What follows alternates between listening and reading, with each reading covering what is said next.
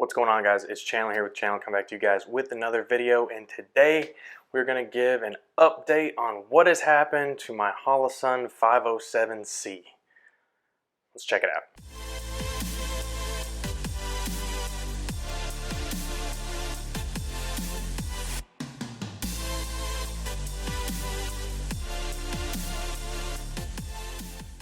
A couple weeks ago, I had something interesting happen to me and, of course, my Holosun 507C, which has been on this HK VP9 for quite some time. And, of course,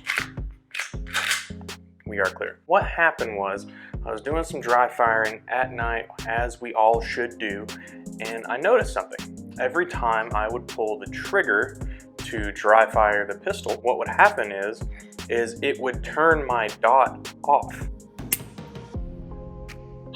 A lot of you know that I've had this on my VP9 for quite a long time. I've enjoyed it. I've loved it. It's been a great optic. I only just recently, in the past 6 months, had to actually change the battery on it. I haven't had to change the battery on it other than that. But of course, how it was, this was an old Gen 1 that the battery mounted on the bottom, so you have to take the optic off, take the cover off, replace the battery, put the cover back on, then remount the optic. I don't know if something happened in that process, but it had been flawless before.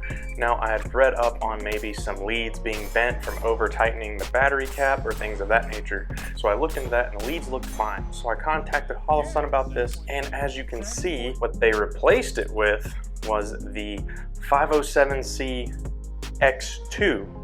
So this is their current generation, which is about their 3rd generation of this optic. I haven't been able to take this back out to the range. I just got it remounted, but I kind of want to take you through my thoughts, how the interaction with Holosun went, and what ultimately happened out of that. So first and foremost, when this happened, I immediately contacted Holosun's warranty department, filled in this. It was kind of a strange experience. It's like a Google form you fill out and send in with all your information, and I had read online that this was going to be an awful experience and everything like that. So I filled it out to send it out. They give you a pre-ship label, an RMA number, that they give you all the details you need to know. Send it back in the original box if you've got it.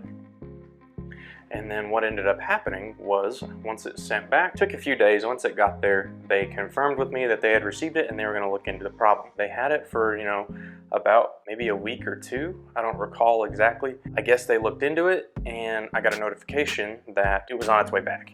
And they had on there, I noticed on the shipping label, it said Holosun HS507C X2. So I was anticipating they were replacing the optic, and they found an error that either wasn't my fault or it was a system's fault, but their warranty came through and I got a brand new optic, as you see on here, the 507C X2. Received that back, everything looked good, got it remounted on the gun, and I'm gonna go re-zero it actually tomorrow. When I'm filming this, we're going to the range.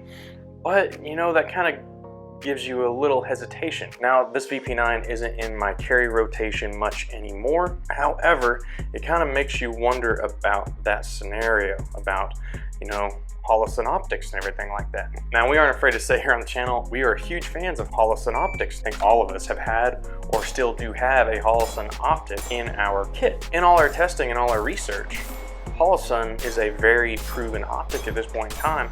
Just look at reviews that say Sage Dynamics has done. They always come through and they are really, really good, and they perform really well, and they've been really, really reliable. So a lot of people have their name behind it. Sage Dynamics, Aaron Cowan, John Lovell, Warrior Pro Society, and now even, you're gonna love this, all you HK fanboys, HK has gotten with Holosun as well, and they collaborate and they ship the VP9 SK, I believe, with the VP9 Holosun SCS. So with all these big names getting on board with Holosun, I found it really odd to have an issue. Now, it could have been a lemon, I'm not sure. It could have been something that I did and they didn't tell me, but I didn't start having that issue until I changed the battery the first time. But what came out of that?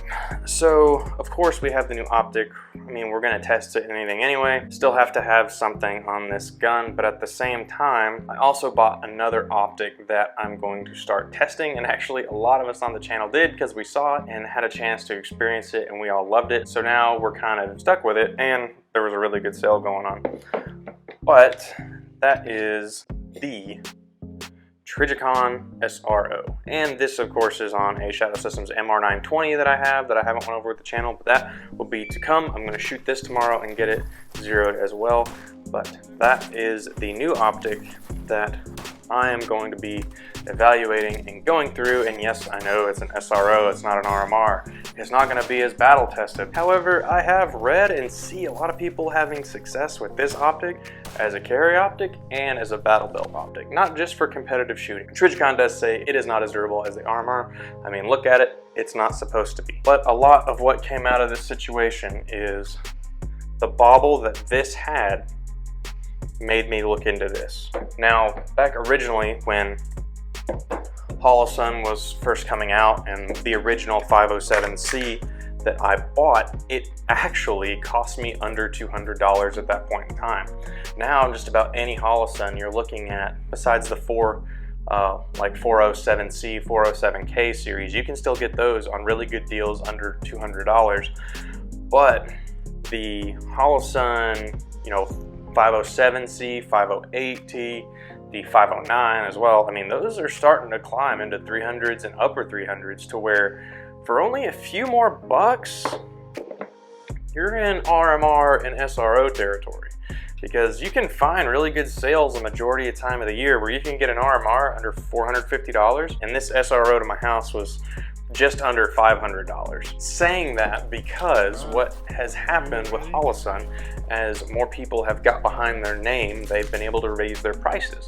And of course their technology is really good, we enjoy it, their innovation is really good, and we've enjoyed that because it brings a lot of good competition to the market. However, it is now worth evaluating these sites, and still open emitter, the RMR versus this in a more competitive standpoint on price. So think about that. So that's what we are going to be doing when evaluating this SRO. But that is the experience that I had through the whole scenario. It went really well for the failure that happened, but just something to think about nowadays. Sent it off, got a new one back in a matter of a couple weeks time. It was really easy, really simple. All these horror stories you hear of not being able to get a hold of them, I'm not sure how valid they are, but in our experience, it was very quick, and I emailed them for status, they emailed me back and told me when they received it, and it went really, really well. I'm not saying Holosun is a bad company, absolutely not. We're still big fans of their optics. We're just bringing up, because transparency, that we did have a failure on one of ours. Just something to think about. That's gonna about do it for this video, guys. As always, let us know what you think down in the comment section down below.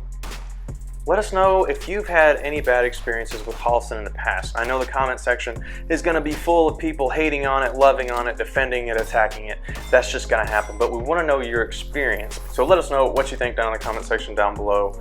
As always with videos like this, it may not be the most exciting, but it's important to go over because it's stuff you need to think about when getting your kit. And of course, these tools don't mean anything if you don't train with them. So if you have a dot and you don't know how to use it anyway, it's not gonna matter. As always, we're always gonna be transparent with you guys. It doesn't matter what it is. If a product is sent to us or we bought it ourselves, it doesn't matter. We're gonna give you guys our full experience with all of it. As always, this has been Chandler with Range Day, where every day is Range Day. Thanks for watching, and have a good one, guys.